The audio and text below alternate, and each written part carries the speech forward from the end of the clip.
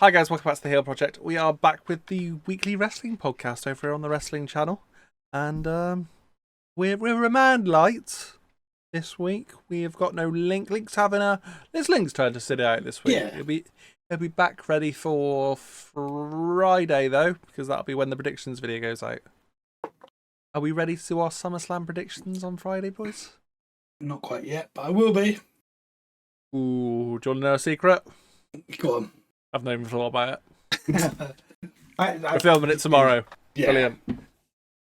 I'll be thinking about it while I'm walking around at work. Well, have you made a start? Yeah, I finished mine.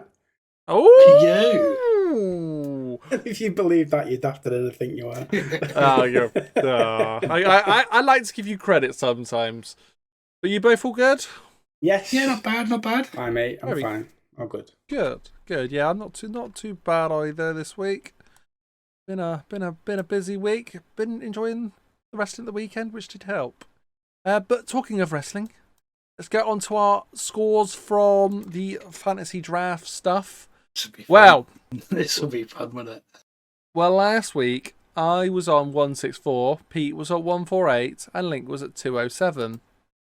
This week went pretty well for me because Link scored 8, Pete scored 12. Oh, I beat Link. And I scored Wow. 20. I scored 25. What? Yeah, I'm pleased with that week. That's a Decent. good one. So, because I had Gunther as part of the tag team with Ludwig Kaiser.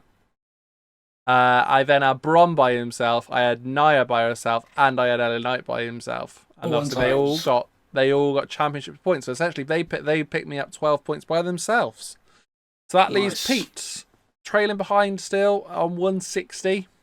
I've slowly caught Link a bit there at 189. Although to be fair, Pete, you caught Link as well this week, and Link's on 215. He's looking a lot less sort of Dominant in it now. He's I'd not enjoy running it. away. He's not running away Yeah. from me so much at the minute. I'd enjoy it while it lasts because I'm sure he'll pull a monster week out. Don't know. Well, I've had my good moments. That's the thing. I've had that good. I think that's probably my good week. Because it's hard because in theory, once they become champions, you're less likely to pick up more wins with them. Yeah. More points with them because you get the 3 points if it's a win at a pay-per-view. Or no, it's a title win for a title full stop, isn't it? 3 points. Yeah. 2 wins for a pay-per-view, 1 win for just a win anywhere. But obviously you don't get that title win points anymore if you're already the champion. Now I've got a bunch of champions. You had a big week with them, yeah. Yeah, it's going to suck for me a bit. Although I did have Damian Priest lost. And obviously I'm double down on him at the minute. He's double downed as my singles and as part of him and Finn, which is quite interesting. It'll be interesting going forward then. We'll get to that, shall we? Yeah. Should we start with Smackdown from this week? We'll make this a main roster WWE sort of chat, really, until we get to the very news segments later on. Yeah. Cody opened the show. He got to call out Solo. Solo asked Cleveland to acknowledge him. Cody gibbered on. Colo says he's wasting his time. Put here, boys. It was a bloody boring promo. It was a Wasn't the part. best, was it? He was very rude to Jacob Fatu. Yeah. Called him a Yes. little bitch. Yeah. A little bitch. Yeah. I put here, I'd be much more interested if this was their daddies. That's very true. Which Yeah. I don't remember them Did they wrestle? At any point? No, I think it was actually might have done. At the end of Dusty's career? Head Shrinker's time, maybe. Possibly. But the fresh Fisher Price bloodline come out and Cody calls Jacob a dumb son of a bitch, like he says, and set up a bloodline rule match for Slam Just Gone. But otherwise, now that we're filming this a week later, I'm kind of been like, I'm good that we're past the Cody Solo stuff. Yeah. Yeah. We should be past the Cody Solo stuff now, at least, anyway. I get what you mean. Yeah, I think And that's what was really starting to just get people's attention up away from it ever so slightly, getting a bit fed up with it. But obviously, since Slam, that'll all change and everybody will be back onto it again. Oh, yes. Oh, yes. Andrade Carmelo Hayes match was up next. Probably just going to be a meh segment. But then I sort of backtracked on it. I said it was a good match, to be fair. Zero needs to go 3 segments, though. It's on a SmackDown. Why is any match being 3 segments? Just shocking. Escobar versus Apollo Crews. Just Apollo Crews isn't needed. No, I was saying poor Corbin being lumped with him. It's just terrible. Terrible. I said it makes me laugh that they've kept him and got rid of Bobby Lashley. It just does make sense. Yeah, but I don't know. That's a hard one to say, really, because you don't know how much of like a. I'd imagine Bobby's not very happy with not being one of the main guys at the minute. I suppose that Apollo's just happy to have a job. He's happy everywhere. Have you ever seen him wrestle? He just smiles. Constantly that poor smile. An incredible man. Logan Paul came out to the ring and unveiled that interesting banner. Yeah. It was awful banner. But then LA Knight came out and says, "Here's a banner for you," and goes backstage to find it, and finds Pretty Bad Deadly on the way, which was interesting. Talks about Yes Boy the musical or whatever, and then he goes and commits Grand Theft Auto. Steals Logan's truck. He did. I was like, all right, thinking that's going to be something cool for the next day, but I mean, I'll say it now, it wasn't. And he came back with the truck in pristine condition still. It really wasn't worth it. And then he got to Logan. He got back there, and then he hit it with what did he hit it with actually? What did he hit the window with? The metal pole. Just a metal pole, wasn't it? Yeah. That was the next night though. That was at Slam, yeah. But again, he hadn't damaged it until he got back to Slam, and then smashed it, and then had to take 2 swings at the window. They missed the trick, didn't they? Awful. It's not in the news bit, and it did happen after this. But while we're on about that particular segment, I'll mention it now. Have you seen Logan Paul's tweet about the what did he call it in America? The summons to court. What did he call it? Is he trying to get him done? Yeah, basically, yeah. But there's a word for it. Oh, what, like a felony charge? Yeah, essentially, yeah. He's suing him. Yeah. You got lawyered. Been served. Yeah. You've been served. Yeah, that's the one. So. Yeah. We'll get to how that match ended, but I'm not interested in that carrying on really. Fire and Dawn defended the titles against Bianca and Jade, which was okay because at the beginning I was like, really, this is just gonna be pointless, and I was shocked.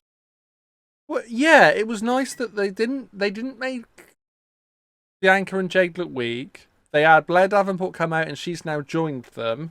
She's interfered to cause a DQ, which meant Jade and Bianca technically got the win. But obviously the titles don't change hands, so technically they've defended their titles.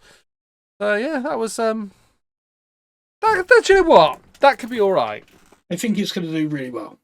I think that could be quite good. But again, you mentioned it on Friday, Pete, that have we not got too many women's heel stables now? No, because we will get to that. Because it looks like one has fully gone face. We'll get to that on Monday night. What? Yes. What the hell did I miss? Because Pete, you might need to shove it in there somewhere. Yeah, I would have. I thought that would have been done. Let me have a look. No, so I'm gonna say I watched the highlights this week on Raw, which is interesting because it's for WWE. It's on WWE's official highlights, and I thought, oh well, it'll probably include maybe a couple of segments. But I've later found out it misses full matches on their highlights, and they're considering missed the full one. Their own content, they're not considering being highlight worthy. Let me dig that out while you have a chat about the next one. I'll dig all that out. That says it all, really, doesn't it? That does say it all. Tiffy gets her new briefcase, though, boys. Are we happy with that briefcase? Beautiful. Beautiful. We liking the strap? Like a little like a little bag type thing now instead? I might have missed this, but is there a reason as to why they've done this? Is it just because it would fit her gimmick better? So, we did speak about it on the last podcast, but Bailey smashed it up the week before. Yeah, but it's not a common thing, and I'm sure briefcases have been smashed before. Well, we say that. Last year, Priest one. He had Senor Money in the Bank. He had it was like a bluey one, wasn't it?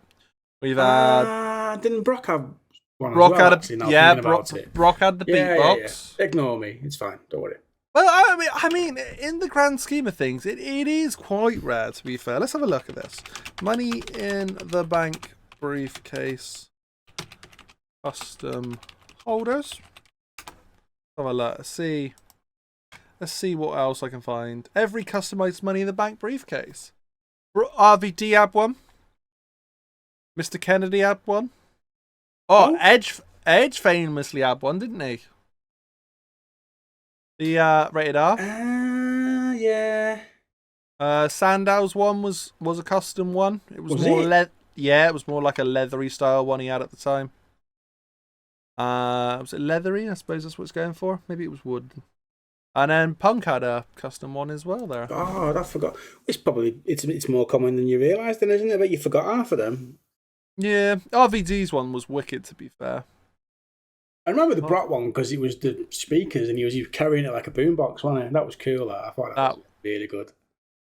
It was a weird moment in wrestling history, I thought. It's one of the best moments in wrestling history, that. Yeah. But again, that's why she's got it, because... Oh, no, I was going to say Nia's match was the next night on SummerSlam, so we'll get to that one.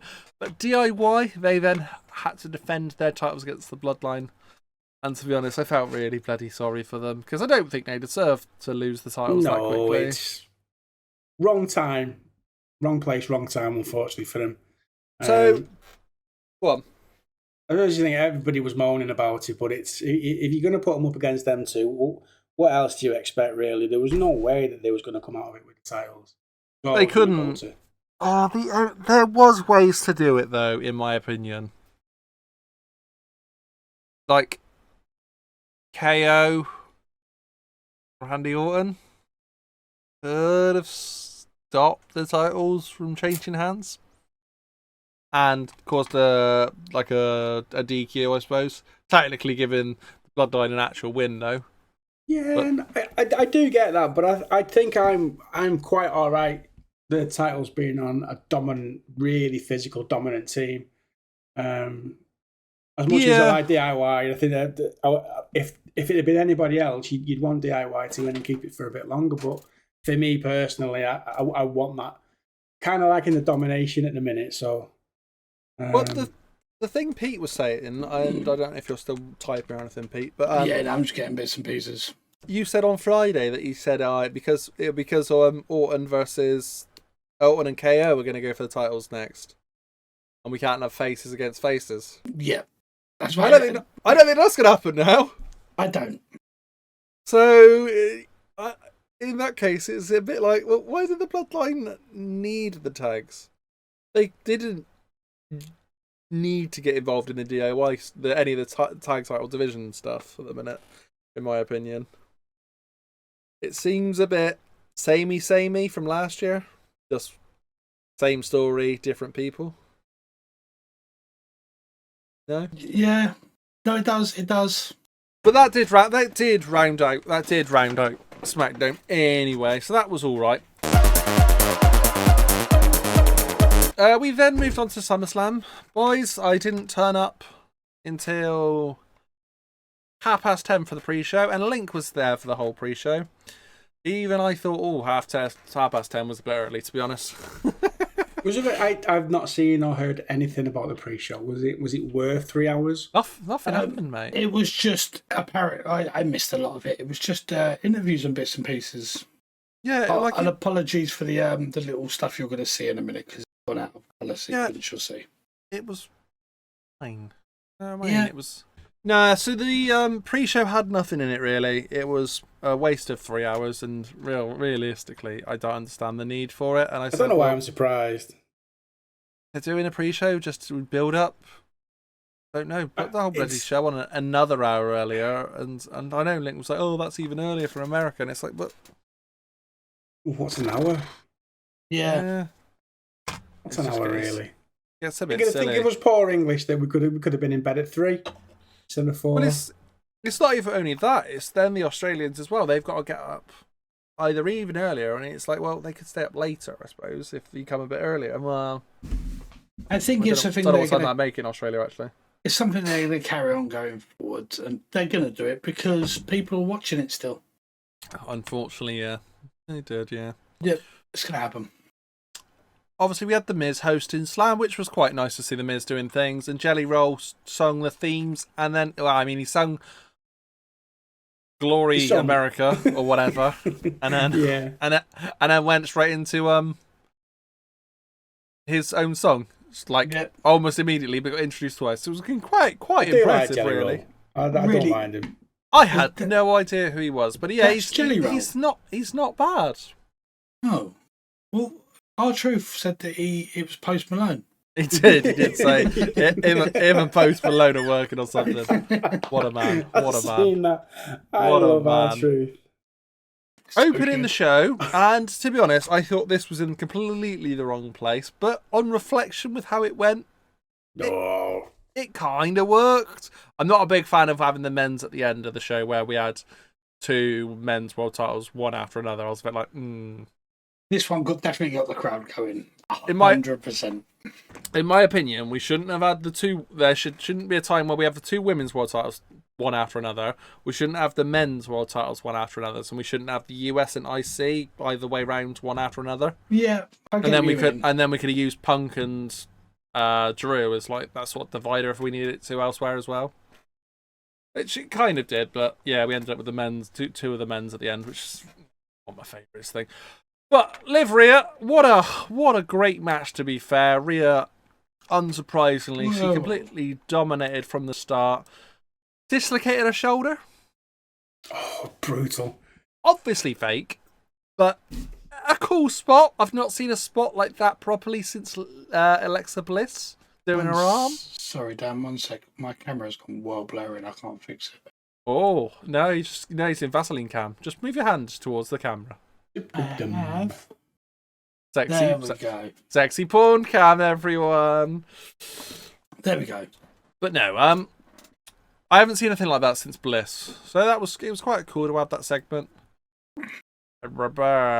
We had the moment with Dom getting pushed off the apron because Liv pushed Rhea into him, and we're thinking, okay, then maybe they're not going to do the Dom turning on Rhea yet.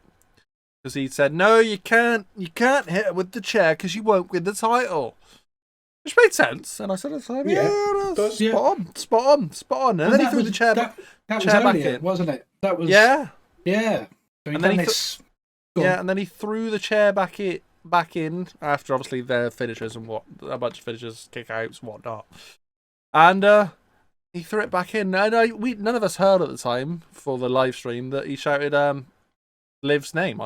We thought. Yeah, I thought I heard something, and I thought you said watch out for Liv. But someone in the chat actually pointed out that he did say Liv to get her attention. Yeah, which was quite cool because I thought that he'd thrown it back in and cost Rhea the title without even meaning to. And obviously he goes and stands on the ramp, and then he's smiling, and it's like, oh, Liv's won. Oh, he's turning, and then they kiss. Oh my god. What a great way to start SmackDown that was, to be fair. Poor Rhea. Poor Rhea? Yeah. Heartbroken, that girl in that ring. She wanted to give it a big cuddle. Was. But in all fairness to her, she didn't want Dom the other week, so... The shock moment. He knew his worth. Go on, Dom. The Dom's turns that he does for the hill moments. He's done it with Edge. He's done it with Rhea. He's good at them. Can we just take a minute to really just say how good Dominic Mysterio is? He is pretty good, actually. I can't lie. He's way better than anybody ever thought he was going to be. Do you know what? Because we all expected him to be face, though. And the fact that he's nowhere near that is perfect. I need to eat my words, because I remember saying that once his feud with his old man was done, I thought he was going to struggle to do anything, and he would end up seeing him down on NXT. What a turnaround that was. I mean, he went down to NXT, he won the North American, but you did actually feel when he went and did that, he was elevating NXT. Yeah. Which was that. I was like, that. Do you know what? That's a complete turn of what people expected him to be when you said Dominic Mysterio and then NXT. Yeah. That was pretty sweet. We then did get towards the sort of. We had a couple of segments back and forth with promos and things. Got a feeling we had gone to a Peacock advert. So they were throwing in random. They did that thing where they were throwing random segments for the network. But we came back to the Judgement Day, and Priest was furious and tries to blame it all on Finn and ask if he knew. That was. It was an awkward moment. That was good storytelling at that point, because it was awkward, but it's like, well, was that whole thing literally just because of the fact of was that whole thing literally sort of foreshadowing just from that moment? Would my phone shut up? But speaking of what we were talking about in NXT, we then went to Braun and Sammy for the IC title. Yep. What was our thoughts on this one, boys? Do you know, it was an alright match. I expected it to be a bit of a squash, and it was actually okay.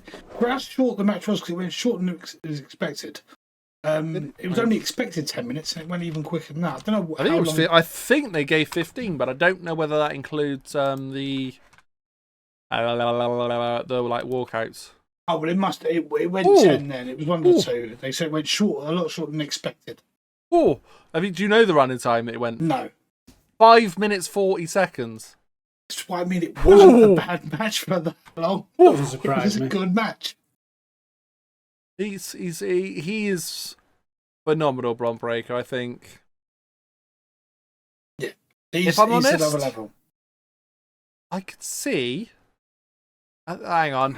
I need to see them. I need to see the working out. Braun is the IC is on Raw. Yes. Good. Yeah. I could see a winner takes all match at some point between Braun Breaker and the current world title champion.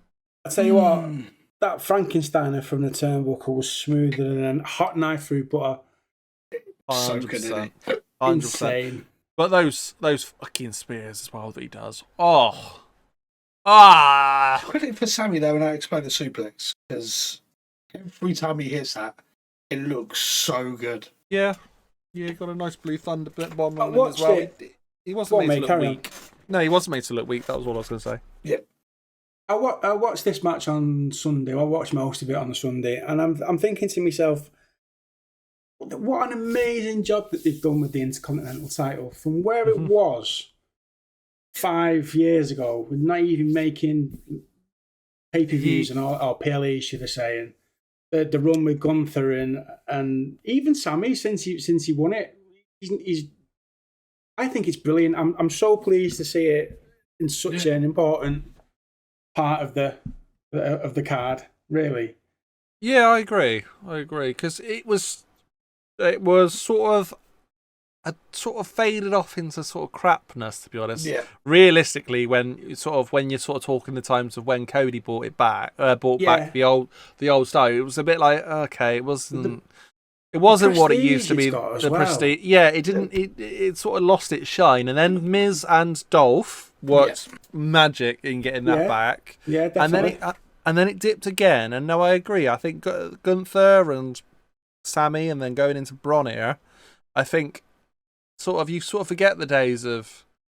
I didn't particularly like the Shin Reigns. No, it was any of the Ricochet the Reigns, any of the ones since we've had this new belt. To be honest, the only ones that I've sort of done have gone Gunther. Sammy's was all right, to be fair, for a small length champion, and I think Braun's going to do really well with it.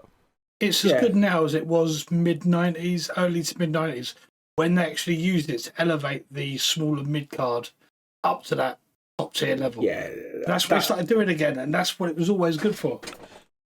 And there's plenty of people about that you want to see Bron go up against now and defend it. Yeah. But, I know his big thing was on Raw, but Bronson, as an example, I'd love to see them two go at it for the IC title eventually. I'm just glad it's got. Yeah, I'm just glad it's got its prestige back. Yeah. Well, I mentioned, and we'll get to what else he's up to. But talking about prestige, though. I was going to say someone else. Someone else I want to see Bron against. Now that something's happened with him, well, we'll get to that. Is I'd love to see Bron versus Finn for that title. Bron Breakker versus Finn Balor would be a wicked feud to have. You know what? Although it doesn't really work at the minute because they're both heels, but and another heel that's involved in a storyline, but never really got. He was involved storyline wise, but match wise, he got overlooked a little bit. Gable. I'd love to see a Bron Gable match.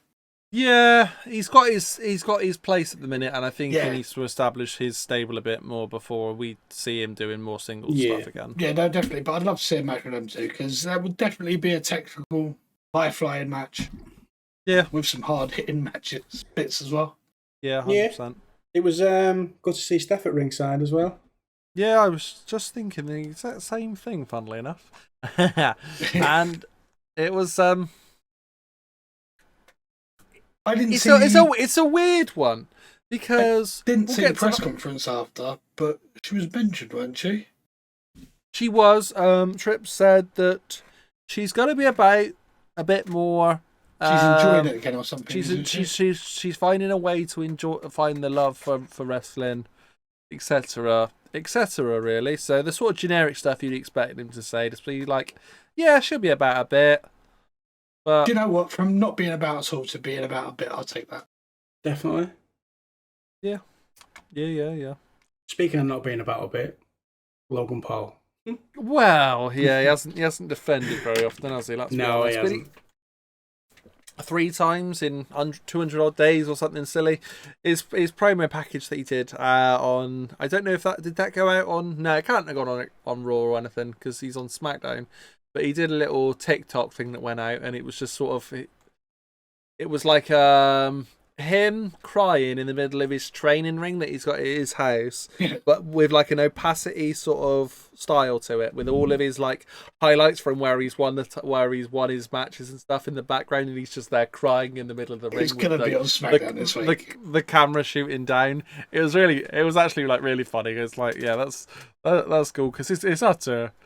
Obviously, it's utter tripe, but it was funny to see that. But yeah, Logan Paul loses his title Friday night, which Pete called a while ago. In all fairness here, I'll give you that, Pete. It should have happened at Mania. That's when it should have happened, but I think the problem was LA Knight went a bit stale by then. They've had to build him back up. In a weird way, I'm kind of looking forward to Logan not having the title because Logan, to be fair to him, got for his in wrestling stuff, he had nothing but praise for such a long time when he came in. When he came in, full stop. Actually, yeah, he got a lot of praise, and then he became champion, and they're not defending it. They're not always being about, but again, not always him that sets the schedule. If he's being told to turn up and he's not turning up, that'd be another thing. But that's not the case. It'd be good to see him just be appreciated for like what he can do, considering he's still basically celebrity status really at the minute. He's still a celebrity. Yeah. He's had a couple of years of training now, but he's still obviously, we're sort of talking like 10, 12 years off of some of the people that he's wrestling with. Yeah, I think it showed as well a bit on this one because do you know what? He's always had top class matches. There's been a couple of spots in this match, but otherwise, I think this might have been the worst match of the night for me.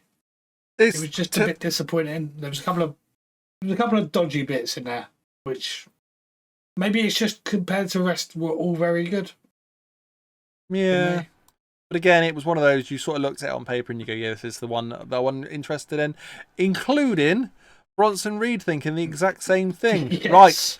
Right, piss break is something like that is what you put on Twitter. Yeah, just as this match for starting. Brilliant. Or was that the Drew Punk match? No, it was this one. It was this one. It was this one, okay. Yeah. Because, you'll understand why I said that based off Raw. But yeah, is what it is. LA Knight, new champion. Help me out nicely for the draft scores. It did. Yeah, we'll mention it again. That was a really weird Manscaped advert. I missed the this. Bailey Nia Jax match. If you can find it anywhere on YouTube, anyone, go and find it. Or on TikTok, it'll be about somewhere, I'm sure. It was really strange. Really odd, but quite funny. Bailey Nia Jax. I didn't mind how they did this, because they made Bailey still look really strong. She kicked out of the... Go on, Pete. Remind me of Nia's move. The Annihilator. The Annihilator. The one where she sits on people. Yeah. She kicked out of that for the first time. First time that's ever happened since she's brought that in. So that was quite good to have that. She had a power bomb. She power bombed Nia. Power bomb. Mental, by the way. Let's give that the props it deserves. Yeah. Mental. Yeah, it was a shocking moment for us. We thought that was it as well then. Well, the match towards the end, it was more towards the end. The match never actually finished before that happened, mate, because Tiffany came out to cash in. Yeah. But she would have come in to cash in as a make it a triple threat. We should have made it the. Oh, hang on. How does this work? How many times have we had it when they've cashed in to make it a triple threat? Is it only twice, or is it that they've only won from it being into a triple threat twice? I'm not sure, but I don't know if they are. Are they going to do it that this was just a distraction? She wasn't actually going to cash in? I don't know how they're going to play this. We'll see come Friday, but I got a feeling that they'll just play it that Tiff came down to sort of help out. She might even suggest that she actually didn't say that she was cashing into the referee and she was saying something different. I do wonder.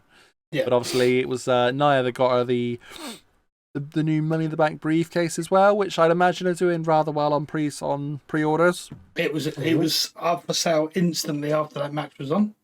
Maybe even before. We didn't check. Yeah, true enough, actually. Yeah, we didn't, because we wasn't necessarily expecting it. It was Smackdown that was on sale for. Yeah, that was actually to the end of Smackdown. Yeah, it was. You checked about 5 minutes after it was shown on Smackdown. Yeah, it was already there. Already up for sale. So God knows when they did it. God knows. It might have been done almost instantly as it came on the screen, perhaps.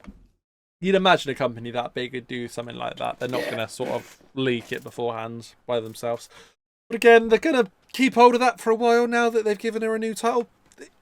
In fact, Phil, I'm going to take it back. I got a feeling she might be the first female to have a custom one. I would almost certainly say she is, yeah. I'm going to female custom, because all the people I mentioned actually all have dongs. I don't think anyone else have one. Custom money in the. I don't think Bliss actually used that twisted one that I'm seeing there. No. So I mean, in all fairness, that does make it quite a big rarity, Phil. So you wasn't wrong on that, and they're going to probably sort of gimmick. They're probably going to sell it as much as possible before they cash in. I see the price of them; they are absolutely crazy. Well, the basic original was £100, and the limited edition was what was it, $120? No, $115 for Tiffany's one. You're joking. On the official website, have a little look. £115. No way. The men's money, the normal money in the bank's £100. Yeah, mental. Yeah, £115 they are. Apparently they're worth it. No, and they're not for me. We then had the Drew CM Punk with Seth Rollins as special guest referee. Seth looking relatively normal. By Seth standards, I thought he looked relatively normal. Came out with a weird coat thing to start off with. Yeah, I'll let you get into the other outfits first of all. I wasn't going to get into the other outfits, but go on. You can talk about that, mate. Go all on. 3 outfits, including the short sleeve ref top, are the SummerSlam. What was it? 93 match. Taker. 97, wasn't it? 97. Yeah, 97. Sorry. Taker against Brett. And with Sean as special guest referee. I love it when they do things like this. All 3 of them were wearing very, very similar outfits. Punk was wearing Brett's. Drew was wearing Taker's, and Seth was wearing the referee. Sean's short sleeve ref's outfit. It was a good little nod. Yeah, it's good having a little throwback like that and using that. I've just got rid of our running order. That was stupid. I like this. What the fuck happened there? Did you come back? Did I disappear? I don't think you disappeared. I can hear you, but then it looks like you come back. I don't know what happened. Don't know what happened there. Yeah, the technical difficulty. But the Seth Drew stuff. In fact, all 3 of them, that little triangle, it's all very, very good. It's all really, really sort of leading to somewhere I think that's going to have an absolutely enormous blowout, especially based off of Monday Night Raw. Although, are they trying to squeeze a 4th man in? I'm not sure, but we'll get to that. The match eventually ended up with Drew winning it. Obviously, with I'll try and remember to leave what just happened at the start of this segment. So if you missed it, it would have been at the start of this segment anyway for SummerSlam. But what in the hell is this bracelet? It's just get rid of the bracelet. I called for it to end and the bracelet get ripped or broken, and nope. And I thought it was going to happen, and it just carried on, and I'm not really. I think it makes sense, though, but we will talk about that when we've got cover Raw, because that's quite important for this little feud. Yeah, okay, yeah, we can do, mate, we can do, but yeah, good show, good match, in all fairness. It was done well. Good to see Punk back. Yeah, first televised match. This has come back as well. Mm-hmm. Singles match. No, singles match. First televised singles match. But again, I find it really hard to write down everything that went on in that match. So that sort of said just how good the match was. Yeah. We then moved on to, I think I heard it once mentioned as co-main event, and then it never got mentioned ever again. By the way, Drew picks up the win in that one. I did say, yeah, he did indeed. Gunther Priest. Yeah. Gunther's not a priest. Gunther faced Damian Priest for the world title, and to be honest, the match itself I couldn't give a damn about. We knew it was going to be hard hitting because you'll understand, Phil. You're like, what? No, I didn't care in the fact of I didn't care who came out as world champion. Yeah, I was happy with whether it was Gunther or Damian Priest. It made no real difference. Do you know what I was saying on the build? I wanted Gunther to go in and win it at Bash, so. I was saying the build-up to this, they made Priest look really strong, and some of the punches that he was throwing on the build-up to this looked very, very stiff. Yeah, 100%. I think this was the way they were both going forward, like, let's just hit each other. We're going to hurt, but it's going to look damn good doing it. Oh, yeah, well, they made Gunther bled first. I was shocked at that. Which was a bit of a rarity, But no, with the Gunther Priest stuff, I wanted to see, obviously without knowing what they were going to pull the trigger, they were going to pull the trigger with what they did at the end of this match, towards the end of this match. I wanted to see Judgement Day to come out and help Priest, and him get a bit pissed off that basically they caused a distraction to help him win the title. That then, because he's been doing this whole thing of like stay out of my business and all that recently. Well, then that'll allow Gunther to be like, well, if you want people to let them stay out of your business, why don't we have a rematch if you weren't very happy with it? And then that gives him the rematch at Bash at Berlin. They stay out of his business at Bash at the Berlin, and Gunther beats him clean. Is what I was sort of. I was quite happy with if we went down that route. Yeah, I'd been quite happy if we'd gone down that route, which I thought, because the whole stay out of my business thing was becoming a bit of a thing for a while. Yeah, but then it makes sense what you're saying. Yeah. But then we had Finn turned up. So you was sitting there going, I'm right, this is what's going to happen. Oh, there was, in all fairness. Yeah, Finn came out, helped Priest. I was like thinking, hell yeah, hell yeah, hell yeah.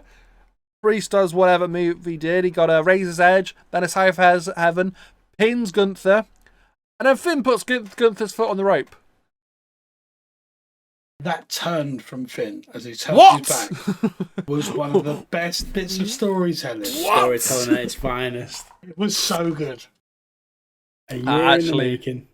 That actually blew my mind. And the fact that, we ended up, we've now got, well, we'll talk about it on Raw, but we ended up with now Liv joining back up with Finn, essentially, after Finn originally needed Liv's help to take out Judgment Day.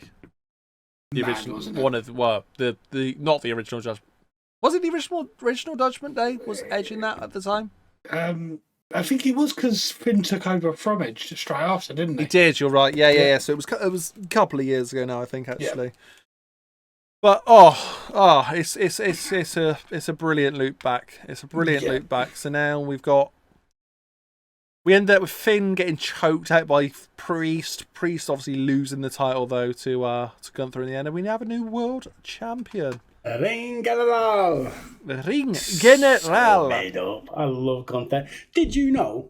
Right? No. There's a little fact that I come across today, and I can't name who they are, but I believe he's been with WWE since 2019. You know, he's only been big clean 3 times. Who, Gunther? Yeah. Really? In all that time, he has won 98% of his matches since he's been with the WWE. Insane. That is a when you put it like that, 98%, that is a huge number. You think, oh yeah, he's had enough title defenses, as the guys say, but no, 98% makes it very high. Very bloody high. That was big. More protected than anyone, really. Anyone, mate. Yeah.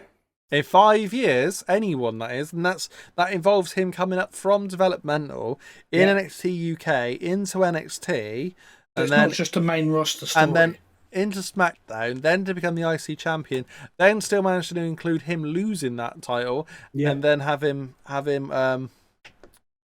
win the world title now. It'll be because he's lost 2 titles, hasn't he? Because for comments, get your answers in the comments. But for me, it'll be whoever he lost the NXT title to.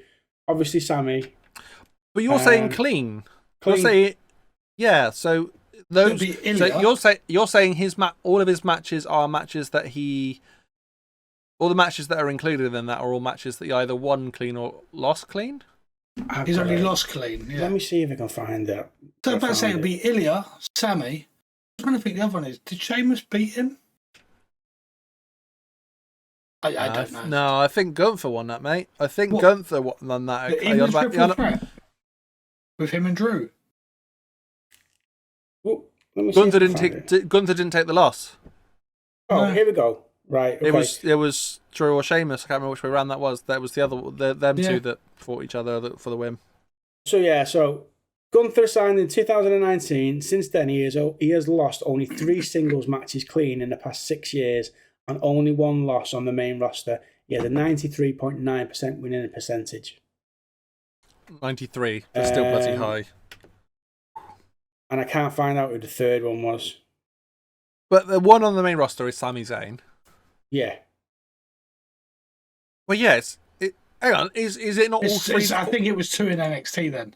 Is it not just all 3 title losses? Didn't you say there's 1 on the main roster? It's all 3 title losses, surely. All 3? Oh yeah, he had the NXT. He had the UK NXT title. UK. Yeah, so that was it. It's all 3 titles. What? It's mental, isn't it? It's got to be all 3 titles: the NXT title, the UK title, and the IC title. Mental. Mad. That's legit baffled me. That's mental. Yeah. Fair play, Phil. You do bring stuff to the table. Finally! As much as I love seeing Gunther win the title, there's a lot more that I'm happy about. Because we moved into the main event. And it's standard stuff that you'd expect, to be fair, from Cody versus Solo Sikoa. And you knew it'd end in shenanigans. You knew it'd end with other people. We was waiting for it. You necessarily didn't know, though. I wasn't convinced, though, it was going to be Roman, you know. I wasn't convinced. I thought the big names that were going to come out to Cody's rescue, and to be fair, I think that they are still the ones that Arn Anderson was on about, were Randy and KO. I don't think Roman was part of their people that are coming to rescue him. I don't think Roman was coming to rescue Cody at all. It just happened to be that Cody was the byproduct of being there and being able to pick up the win because Roman's put Solo in his place. Yeah, that makes sense. It works. I think Roman is not going to have any interest in Cody's world title. No. So that's good, which means we're going to end up with Roman and Solo stuff, which is obviously going to create that whole extra ones with that bloodline. The splash, I do want to talk about that splash from Jacob Fatu because that was, and all of any music. I love Jacob Fatu. He is amazing, isn't he? Who doesn't? So good. And it was good to see Gorilla's Destiny actually sort of doing more tag work again. Yeah. I think we'll be fine because Jacob Fatu picks up an injury, which we'll get to, but I think if they'll play that, if Fatu's not right, then they'll play it as a 3-bird rule then perhaps for the world titles, for the tag titles, and maybe they could include Solo, to be fair, as well. So they don't have to vacate it. I was thinking about this. When they come over for Money in the Bank, for Clash. Yeah. They debuted Jacob Fatu the night after. Yeah. The next pay-per-view is going to be in Germany. Yeah. I think they've given time off. It wouldn't make sense for him to take him away from Germany. If there's going to be issues getting him in there, let him rest for a few weeks, take him out. Do you know what I see? I see us having Cody. I think Cody will have another match. I think Gunther is obviously having a match. Yep. I think Nia's going to have a match. No, I think they'll throw the Judgement Day over. I think they'll bring all of that Judgement Day stuff over, but they'll leave the Bloodline stuff at home. And I think we'll only get one of LA Knight or Braun defending. Yeah, I think most of them will be the same as Slam, where we get mostly title matches. Yeah, I like the way they're doing that, and they don't have NXT, and I made a point of that. The last pay-per-view, I really enjoyed the way they were doing that. Yeah. Every match was a title match. Yeah. So, I mean, Roman Reigns is back. That's the main thing. How stoked are we? As well. Yeah. It's a bit. Do you know what? I was talking about this last night. I was talking to Link, and it happens so often though. Where we get someone unexpected, and we're not too sure it is. They've always got the hood up for the bloodline, and we're not too sure it is until they unveil. I would like to have seen that. Because the first thing you have is the drums, and you see head of the table everywhere lit up. Yeah. So it was like, well, okay, Roman's here. Is he coming out or not? But it took a bit of the surprise element away from me. It was weird because his music wasn't. No, he has got new music, but they had the old head of the table everywhere. Yeah. So but a little fact for you: did you see what they dropped for Roman straight after the Slam? No. On the WWE website, they dropped a WWE Roman Reigns 1,316 days limited edition Signature Series title belt.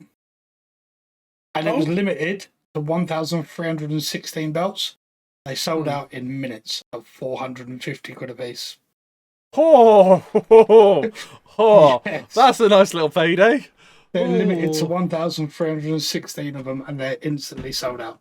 Oh, nice bit of business there. Jesus, yeah, absolutely mental. So we're going to go into Raw now. That sort of rounded us out. Obviously, Cody he retained his title. So it was kind of as we expected. Solo was never going to win it. We did start Raw ad free, which was quite good. Do you know what was best about that? Go on. I'll tell you the best bit. We're sitting there, and about 15, 20 minutes in, me and Link were watching it, and Link went, "There hasn't been an ad break yet." And literally, I went, "Well, 2 minutes ago, Michael Cole just said the first hour's ad free." I wish I'd known how to go and do his food. I really wish I would have gone, "Oh yeah, it's no advert yet. There'll be one in a minute." And make him wait. You should have made him wait. I really wish, because he was waiting for an ad this whole time, and there hadn't been one. Made me laugh right away. So, Pete and Link were live for this over on our Twitch as well last night, so make sure you go and check it out. Go on, Phil. I thought Samantha announcing Gunther as the new world champion was pretty cool. This was even better. Ludwig Kaiser's back and introduces Gunther as the new world heavyweight champion. The ring, I love it. I'm good to see him back. Yeah. It's just in time, isn't it? Good. Just in time for him to have him at Bash and whatnot. Yeah. But again, are we going to see a turn in Bash, by the way? I don't know, because I was convinced, and I think Pete and Link were as well, that we were going to get Ludwig versus Ludwig, maybe Sheamus, maybe a triple threat. I called Ludwig, Sheamus, and Pete Dunne. Well, no, you didn't. You didn't originally, mate. You didn't originally. I think it was Saturday night. Saturday night. I said that will roughly be where it's about, and I think even Link was like, that could be level. I said him versus Sheamus would be good. But you got Sheamus, Pete Dunne. Someone had mentioned Ludwig versus Gunther. No, I wouldn't want that. Not as a turn either. As like a respect match setup. But yeah, we got Orton anyway, because he's come out and interrupted the whole shebang. I'm fine with that. He wants it because to vengeance the loss that he shouldn't have had. When in that King of the Ring tournament, when he got pinned, didn't actually get pinned, and he said even Triple H knew what was going on, and he wants that match. Yeah, so I don't. It's not a bad way to run that one back. Yeah, Ludwig versus Sheamus was to then follow. Sheamus wins despite the Pete Dunne interference, which, like I said, wasn't on the highlights package. Come out WWE do their own highlights packages now for Raw. But don't include stuff. It's mental. Yep, he's come out with a shillelagh, trying to get it again. Trying to get Sheamus. Sheamus dodged it. And, somehow Sheamus picks up the win. Didn't make sense. It would have made sense for Ludwig to pick up the win there and have this feud kick on with the three of them with it. Fair dues. Into a segment that I really liked. Obviously, all of this stuff was just... chef's kiss. Priest called out Finn. Finn cuts a promo via video. Priest was really pissed off. He was like, yeah, of course he's on video. I thought that was brilliant. Priest says he's going to be the reason for Finn's suffering. Finn says he's going to be the one that's going to be there to stab him in the back again and again and again and again. And says they all will. And then entered the new Judgment Day with Dom, Liv, JD and Carlito by his side. So basically stamping the fact of, they've basically thrown out Rhea and... Shit scared me. And Priest. I loved it. I did until one bit happened in this promo. Go on. Finn come out and said, do you know what? You're going to get what's coming to you. And there's a man that deserves a shot against you, and he's earned it. He's going to come out and he's going to give you the hiding of your life, basically. And that man is JD McDonough. And set up the match. What? Set up the match for later in the night. But he's gonna say that he's the stupid heel, and obviously JD's his boy. So yeah. Go on, Pete. Do you want to lead on through the next bit as well? There was Liv Valkyria and Shayna Baszler, which we didn't know we was going to be having a match. It would have been a good match, but Sonya Deville and Zoe Stark come out and jumped Liv Valkyria. The heels got the beat down. Damage Control come running out, but big cheer again. So it was. I think we are seeing a face Damage Control now, which is weird because they've just kicked Bailey left them and turned face, and now Damage Control have turned face. So we could end up with Bailey joining back with them at some point anyway. Possibly. But yeah, it was building the heat for Sonya Deville and Dakota Kai that's scheduled for later on tonight. But yeah, she Liv Morgan picks up win by DQ. Oh, okay. The next bit was quite weird as well. Mm-hmm. Sammy was backstage. That was a promo, and Jay was turned up. And Jay said, "Look, pick yourself up after last night." Sammy was like, "No, this one's hit different." He went, "No, you need to pick yourself up." And he said he's not feeling very used to it at the minute. And he said, "We need to sort this out because you need to get a rematch because you need to sort out this, and then after that, me and you are going to go for the tag team titles," which was really weird. And he said, "You'll be double champion." And Sammy said he's actually sorted out his rematch and he's got that next week against Braun Breaker. So he's going for that. So Sammy's got his rematch, and then him and Jay are going for tag team gold apparently. Essentially setting up. All right. Yeah. No, Phil, you're not thinking about that. You're not thinking about that. That's setting up for the That's setting up for the Bloodline stuff for Survivor Series. I'll be honest, I think it is, and I think it's probably just because Jimmy's not going to be about. It would have been Jimmy and Jay, but it makes me think that Jimmy's not going to be around. No, I disagree. Survivor Series is November. I think actually Jimmy might be the last person in that team. Maybe. For Survivor Series War Games, perfectly set up for that. They've still got the other ones come in. So you actually thinking about it, it's the original Bloodline, wouldn't it? It would be Jay, yeah, Roman and Sammy. Yeah, with probably Heyman, which will be the original 4 or 5. Yeah, so it'll be labelled Civil War or something like that. Yeah, for War Games. Working.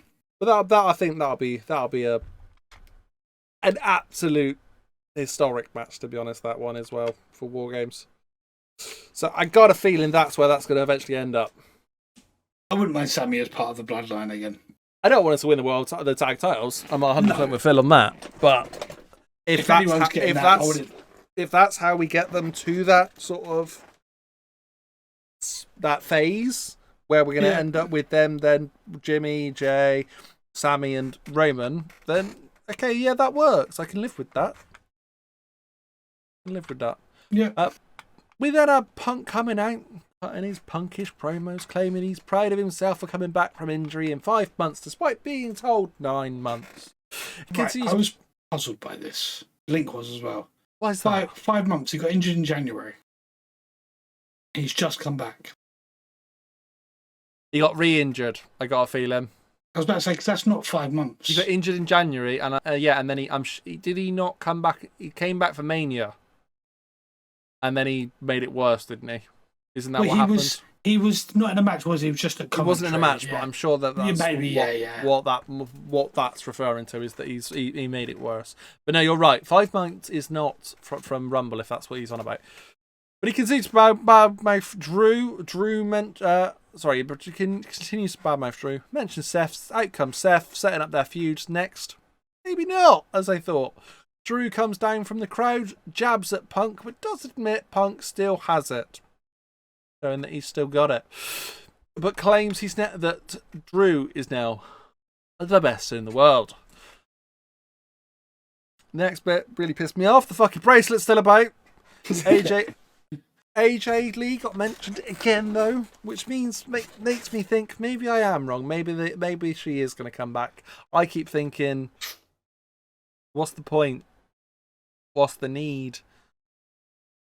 Maybe her training is just her training to be fit, and it's a convenient thing to be able to do with her husband to keep him sharp and active, and it's a nice thing for them to do together so they can work out together, essentially. I can only see one way this is, that she comes back, and it's not a way I want to see. You're gonna say Punk and AJ against Becky and Seth, aren't you? Yeah, Becky's teased about retiring, and I also don't want Becky back at the minute either. I don't think there's anything for her. She's teased the retirement bit, and I was like, well, it's come out of nowhere. Yeah. No one knew about it. Bit drastic. And I can see that she says she's going to retire when it does eventually, because we're gonna get Punk and Seth. AJ comes out and gets involved, and that's Becky's big surprise return, and no one knew she was supposed to be retiring. They're going to have a tag team match, and I don't want to see it, but I think that's what's going to happen. I think you're right. That's a mixed match tag that's going to be absolutely wasted because it's going to be used on a spot for Mania or something stupid. Yeah, 100%. And I don't like mixed matches. But Punk had had enough eventually and runs for Drew. Stu still stood in the crowd, leaving Seth to get surprised ambushed by Big Bronson Reed. This takes us back to something earlier, I've got to admit. What? This does take us back to something earlier I completely forgot about. He picked up the win over Sheamus last week or the week before. And he came out, he went into Pierce and said, look, how comes he's getting a match? When I beat him, he's getting on TV, I'm not. I suppose I better go and make my own. He said that match has been sorted out for ages ago because of the injury that Kaiser got. And he said, well, it looks like I'm going to have to make my own moments to get my own matches. And then this happened. Yeah, okay, I'm with it now. That makes more sense now that you've sort of said that. But yeah, he absolutely batters him with 2 tsunamis from the top turnbuckles. He leaves Seth in the ring. The medical come down, Jason Jordan, all them lot all come out. And then he runs back and gives him 4 more tsunamis. I thought, maybe I was actually writing it down as I was sort of watching it. I was going, he comes back and he gives him 1 more tsunami, and I was like, that's perfect. He'll leave that because that makes 3. 3's a nice number. And I'd written, it gives him 1 more tsunami. Okay, backspace. He's given him 2 more tsunamis. Yeah. Okay, he's given him 3 more tsunamis. Backspace again. Okay, he's given him 4 more tsunamis. Backspace, and I actually typed in 5. But instead he went and stood by the turnbuckle. I was like, you little bugger. Seth got pulled out, didn't he? Got me. This actually, I was thinking about this and I was like, why do all this? I think it's going to be, that's the reason they're carrying on Drew and Punk. They want to save Seth and Punk for Mania. And it's too early to build it now. They're going to have Seth go away for a bit, recover from this injury that he's taken. Because they even used a dodgy blood capsule where, as they spat it into the towel, it was coming out bright pink, and it was like, oh, that's made it obvious. That's why they're carrying on Drew and Punk for now. Just because it would have been too early to build for Punk and Seth yet for Mania. Yeah, it's a bit of a bit of a wrong show to stick him on Bad Blood, maybe because it's not going to be Bash. I don't think you give that one away at Bad Blood either. Okay, maybe they gave it away at Saudi, which would have been a shame. Survivor Series, okay, could happen. But they're going to finish off the Punk. They're going to finish off Punk Drew first, and I think probably it'll be Rumble. We get the Seth Punk face to face again. Gives it enough time. Yeah, but I mean, whilst that's all happening and they're sort of not running with those segments too much, gives space for Odyssey Jones to appear. By the way, wow, Odyssey Jones exists. By the way, wow. I was not expecting this. He looked really good, I can't lie. So good. I actually thought it was Mark Henry instantly, or Mark Henry's boy, because I know they've signed him, but I hadn't actually seen him, and it took me a second to realise it was Odyssey Jones again. Yeah, he looked. I've just been joined by a cat, by the way. He looked absolutely sorry, really random. She's just come into my office because I got my door open, a bit warm. But him coming to the rescue and actually competing with Authors of Pain. Yeah, phenomenal. They showed he actually had a gimmick about him. He's got a personality about him. Yeah, 100%. Really good. I think that could be a really big thing. They've definitely been missing something since Big E's gone. And this could boost them up a bit because they've been really stale for a while. Well, I'd love Big E to come and manage these. I know you and me have both said that, and links his opinions on it. That is that he doesn't want that because then it makes it too obvious that Big E can give it large, but he's not ever going to get attacked, and it makes him. And I thought about it. I was like, until the other day, how often does Heyman get attacked? Yeah. Or what I would like to see now, which they could really do, is Odyssey Jones trying to go to Big E for advice. You'll see a few backstage segments of him trying to mentor Odyssey Jones to that level. It'd be quite cool. Have him be the new Big E. I wouldn't hate that. Hate that.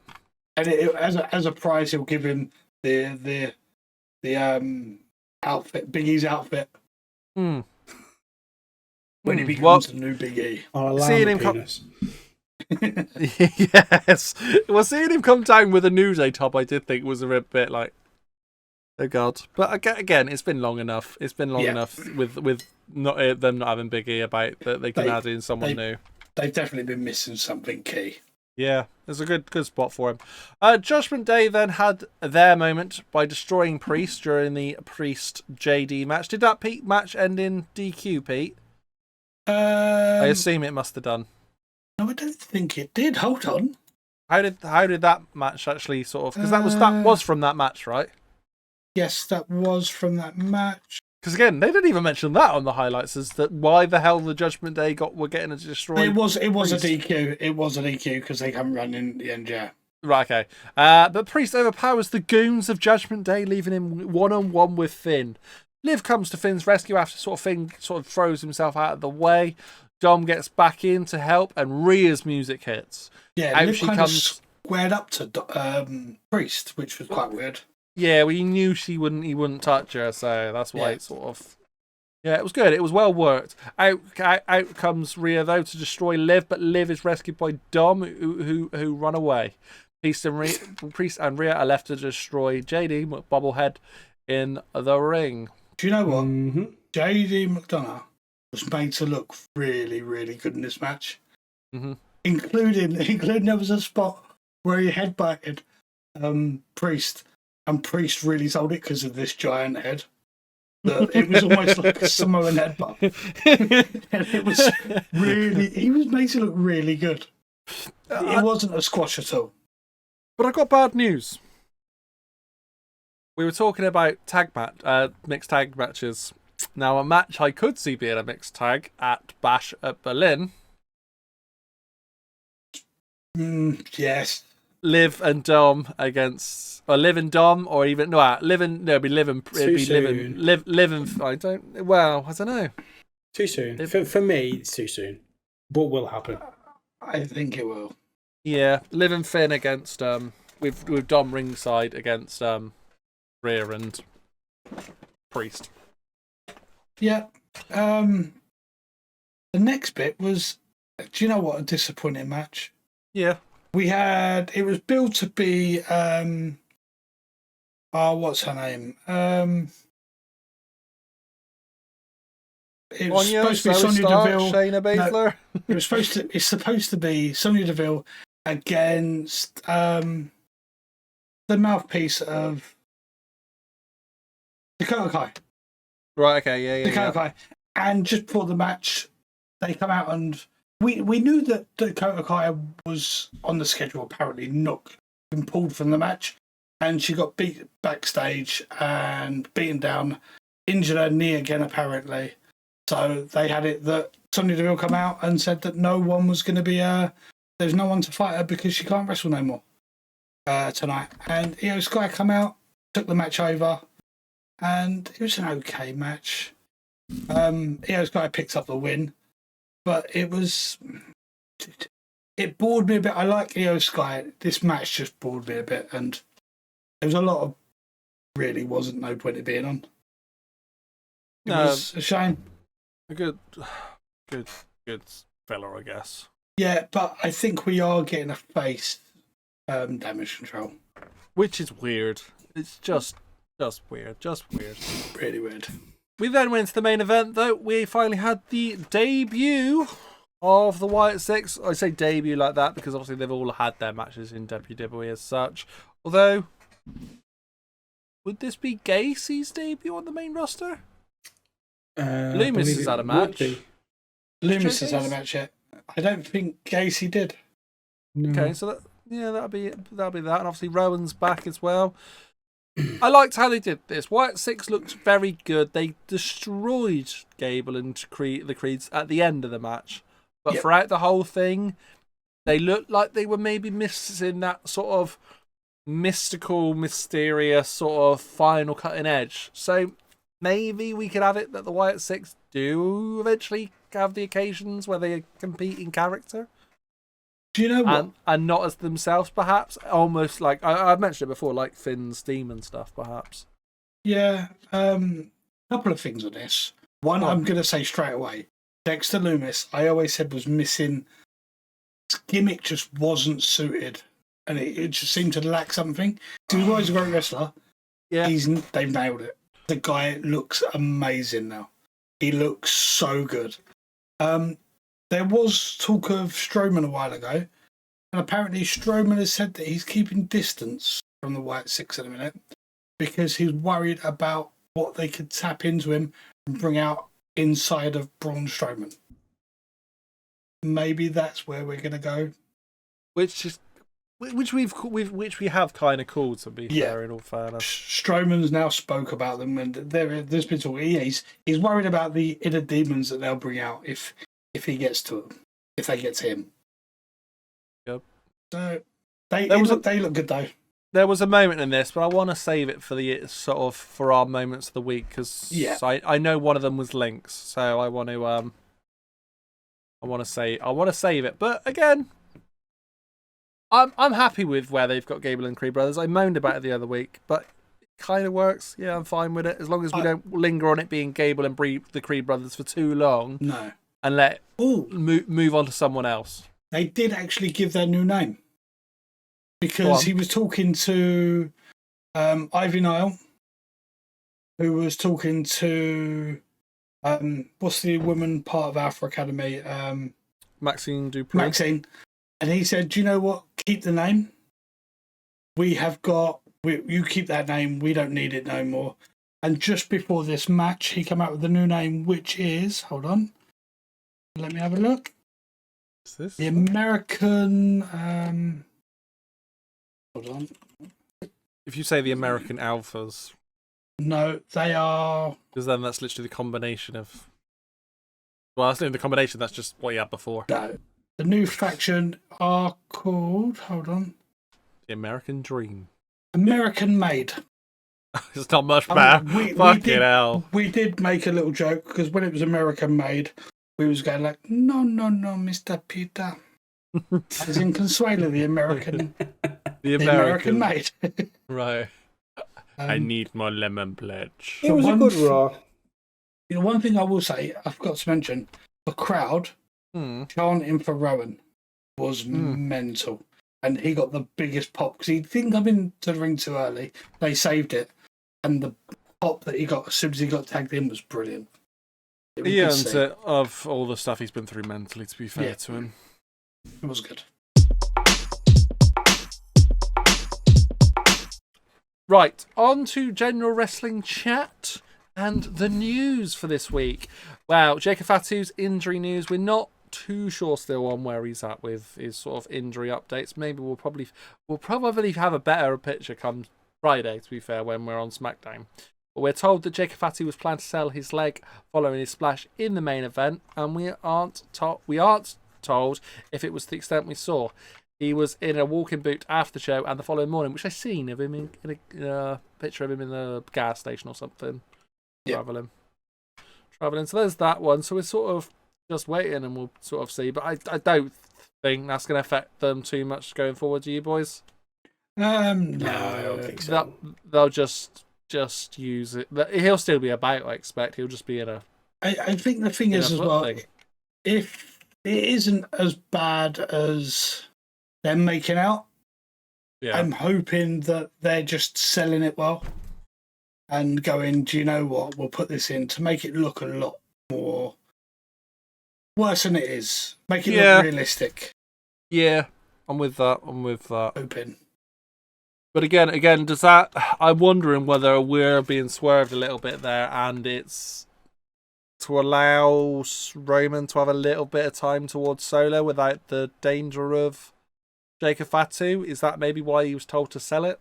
Maybe. He hasn't got the enforcer about as strong as he should be. Yeah, so it does make him look a little bit weaker. Yeah. What other news we got going on this week? Go on, Pete. I know you want to talk about that one. MJF's been on Twitter quite a bit this week. He's had a funny couple of tweets. Yeah, a bit of heat. He's Britt Baker's been suspended now. Because of an incident with her and MJF. Britt Baker was in a women's locker room apparently, having a dig at MJF, and MJF's girlfriend's in there. So it's gone back to MJF, and there's been an argument. And MJF has now basically got Britt suspended because they had a big falling out. Britt's still planning to wrestle All In, but yeah, she's been suspended for now. And then it went to Twitter when he tweeted up, the whole world is talking about the American Champions debut in CMLL representing our great nation with the new America title over there. Yeah. And Ricky Starks went, no, I think they're talking about you and Britt, to be honest. He comes back with, no, I'm sure they're talking about you and turning down your creative options. And then he come back again yesterday. Someone else put out that Vinnie Mac would never allow his top guy to say something like this. And the reply was, you're right. He'd asked me to be secretary in front of him while he's on her head. Get lost, bot. MJF's what a fucking enjoying guy. life at the minute. Oh my god. That guy is savage. Oh my God. Yeah. Oh. Wow. Wow, he just doesn't care. He doesn't. He just doesn't even give a damn. No, and that's what people love about him. One more bit of mention of AEW. Yes. There was Shane O'Mac. This might make it a little bit interesting now with what that tweet's just been said. Yes. But do you know what I really want to say? We think there's going to be an appearance. It's not going to be nothing more than that.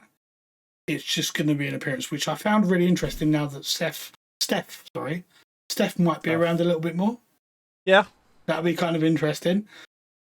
But if Shane O'Mac does make an appearance, because it looks like he's going to, there's been talk for a while, and there's been a meeting with him and Tony Khan. I kind of want Christian to come out and went, let's talk about your father. I would love it. That'd be wicked. But I did see that there was a bit of chat backstage at SummerSlam actually between the talent, and they had a talking point. But they were expecting Shane to get to the point where he at least makes an appearance in AEW now. Yeah, I don't think it's been much more than that. For what reason? I don't get it. What does Shane have to gain from this? It's just bizarre. Well, he kind of got exiled away from it all, and then sort of, I don't know. I don't think he's ever been asked to come back. Well, the thing was, he made it clear that from what we all got, we all got the impression that he didn't want nothing to do with the business and steps away. And I don't know if that was because of what was going on behind the scenes. It would be like Sir Alex Ferguson walking out on match day against Liverpool and Man United and sitting on Liverpool's dugout. Yeah. It's just bizarre. It's mental. Yeah, but at the same time, I find it crazy. It would also, for me, it'd be closer to Eric Cantona being brought over from France to play for Leeds, and then decided, hey, I'm going to go and jump ship to the rivals. He didn't sleep with any of the players.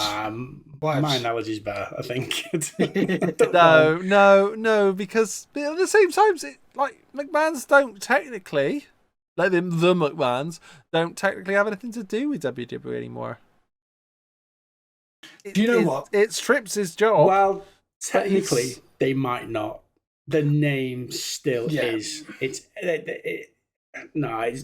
wrong. It's wrong. The only reason I can see him doing anything is to make an appearance as a face of some kind alongside Daniel Bryan. Maybe there's a small connection there that they've known each other. No, I can't see anything else. It's wrong. It's not something I want to see. I can totally see him coming out at Wembley. Shane O'Mac, and especially his money hitting with Shane O'Mac everywhere, wherever on screens or whatever. That would be massive. It would be a mental pop. Nope. Can we move on now, please? I don't want to talk about this anymore. Nope. No, I don't want to. Go on, it's your turn. It's your turn to speak, Phil. You have been doing your research in the week in wrestling. What what are we going for this week? I've gone with the 7th of August. Obviously, this is when this will come out. So I only go with one, but because we've mentioned it at the very beginning of the podcast, I'll go with two. But the initial one I went with was back in 2001 on the 7th of August. An eventful Smackdown taping took place that saw DDP and Canyon become the first WCW tag team to hold the WWF Tag Team Championships when they beat the APA. And then later in the same show, Kane and The Undertaker became the first WWF team to win the WCW tag titles when they defeated Sean O'Haire and Chuck Palumbo. Nice. That is. That was a stacked show, considering SmackDown was never that long. On the same show, Rhino famously gored Chris Jericho through SmackDown's Ovaltron. It was the last taping to use the original SmackDown set, and then a whole new set, including the iconic SmackDown Fist, debuted the following week. Oh, was it that long ago? Yep. That's the best set. Quite an iconic tape in that, isn't it? Yeah, definitely. And then, because we mentioned him early doors, as we always do, because he's so funny and he's an absolute legend, a year later, 2002, Ron the Truth Killings defeated Ken Shamrock to become the first African-American NWA World Heavyweight Champion. It was the first of his 2 title reigns while he was in TNA, and it was the title change was the first NWA title change in TNA. What a guy. Shamrock won it. It was a vacant in the June. So a couple of months later, he lost it to R-Truth. Good old Bacon. He's had a few title runs. What? There you go. Bacon. He's had a few title runs. Oh, vacant. For some reason, I think you said good old Bacon. He's had a good. I was like, Kevin Bacon. What are you on about? Right, that'll move us on. We'll start off with our sign of the week. I was a big fan of Timu Bloodline this week. There was a lot of really good signs. A couple of them. I mentioned them being the Fisher Price. Phil, did you write that one, or did Link write that one for you? I think that was Link. I'm rubbish at this, so I this is genuine. I'm good authority. There was an Natalia loves Phil for life sign in the crowd. Okay. At SummerSlam. Yeah. I believe that. Pete, what was yours? Mine was one I see quite early. Head of the kids table. When Solo come out, I got enjoyed. Link had a couple that made him laugh, and we know that it was going to. And I even put down this first one for him. Well, there was that last night on Raw. The other one, Dom as a dirty little hamster, and that's a pretty good one. That was a girl. It looked like she was about 9 years old, right at the front, holding up that sign. But I think the ultimate one for this week, because it makes Link laugh every time, no matter who the one about. It is. Yeah. Solo Sikoa eats corn the long way. It's so good. Yeah. It's so good. I think we saw about 6 or 7 signs just on SmackDown this week. It was like, okay, this week they've upped their game a bit. I didn't look. Sorry, I forgot. We'll go to our moments of the week then. Mine was Finn turning on Priest / Dom turning on Rhea. I think the way they did that, actually, I was a bit like, oh, don't do it yet. And I'm like, now they've done it, I'm like, fair play, you've done that well, and this could lead to some good stuff. That was my moment of the week. Dom's been elevated even more without even being in the match. True. So good to see. Phil, what was yours? If we're going as far back as SummerSlam, for me, it would be it's Gunther winning the world title. If we're not including SummerSlam, of course we are. It's the week, mate. Coming out as announced as the new with Logan Kaiser. That's fair. Everything you've had a good Gunther week then, really. I love Gunther. Yes. Pete? I can't believe I'm picking this person. Honestly, Jones. When he come out, New Day, AOP are in the ring, and he picks one of AOP up into a sidewalk slam, and then picks the other one up, holds them both there, and does a double sidewalk slam to the pair of them. They're big boys to be doing that too. They held him up for a couple of seconds. Damn right. That Odyssey Jones could be very, very big for them. I hope he actually does really well, to be fair, because I think he will. He's been doing nothing for so long. But Link's one, obviously, it'll come as no surprise. Just all the stuff that they're doing, Eric Rowan, but with to do with Harper, the laughs, or any of the tribute stuff. Yeah. He was literally at the side of the ring as he went to get in. He done the laugh and the hand movements, and you see him look up mid-match to do it, and it was a good moment. Yeah, and that was Link's moment of the week. I totally agree. To be fair, to be fair, there's a bit we didn't see as well, which I found out about. After the match, they all stood in the middle of the ring, hugged each other in a circle, and then all got into their poses again, and then all looked up and pointed up to the sky. Yeah, which was a really cool moment as well. I think it means a lot to them all individually in different ways as well, like for real, not just characters. Because that was, I don't know if you guys knew, there was a promo package that was done 11 years ago in that same arena was the Wyatt family's original debut. They actually come out. They actually come out together, and it was in that very arena 11 years ago. Did not know that. That's mental. In Baltimore, they had a little promo video on it as well. That's actually incredible. Right, our predictions for the next week. I mean, Link here has put Ilya and Sammy triple threat at Bash is made against Braun for the IC belt. That's going to happen in the next week, he's saying. He's also put down that I've put they all die, which is not my prediction. I am saying that Cody Rhodes will, of course, open SmackDown, but will be interrupted by Roman Reigns. Roman Reigns will come out and say, "Don't worry, I'm not after you, dog." And then he'll call out Solo, and then he'll get the crowd to acknowledge him as well. And I think Cody will just be like, "Yeah, all right, I'll let you have your moment. Go on, I'll leave the ring." But I think Cody's going to open. What do you want to talk about? And they'll just start chanting Roman. And then Roman comes out. And then, yeah. I think that'll be the thing this week. Hey, I'm going for a triple threat for Bash. I'm going to go different. I'm going for Kaiser, Sheamus, and Dunn gets announced for a triple threat at Bash. Fair enough. Fair enough. I think that needs to happen. Phil, do you have one for this week? And this may be a little bit out there, but just don't give away anything for your things for tomorrow, though. Yeah. What? We got obviously our predictions for the next years. You don't want to make a prediction. There's this time. I'll sort it. Okay, don't worry. That's right. You've got a whole year. It's probably not going to happen, but it would be cool if it did. And I think, again, it's going to be for Bash. Yeah. Just so I got it right, it was Bronson Reed attacking Seth, wasn't it? Seth, yeah. There's got to be something made of that. So I genuinely can see a match being made between them two for Bash. I suppose, to be fair, it's long enough away that you could say, yeah, he'll be fit by then, actually, to be fair. It seems a bit weird to just leave it. If he write him off telly, if Seth's writing him off telly. Well, I suppose the next one for that wouldn't be until the 12th, and that would only be it'd be the third weekend, so you'd end it. So so actually it'd be Monday this week, then it'd be the 19th, then the 26th, and then it'd be Bash the following weekend. You'd only have 2 episodes of Raw after it. Yeah, I don't hate it, mate. I don't hate that. I was thinking Bad Blood, but it could work. Yeah. Yeah. But it's a prediction nonetheless.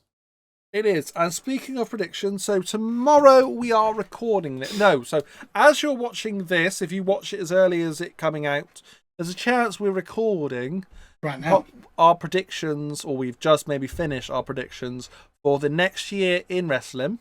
We'll also be reacting to our predictions from last year, scoring them. Spoiler, unfortunately, I know Link's done very well. So if you don't like Link doing well, maybe the first part of that video won't be for you. It's not for me. All right. If you like Pete sucking, it'll definitely be for you. All right. I think I might have got closer. You know what? It's that bad. I'll be honest. I can't even remember what I predicted. Well, that makes it even better then. So that video will be out on Friday, 7 p.m. on this channel. Make sure you do all the things like liking, subscribing, sharing it to your nan if you like. But mainly, turning on that notification bell after you've subscribed, so you get notified every single time we do a wrestling upload. And there's not much more else to say, but to say we'll catch you in the next one. Yeah. Layers. Peace.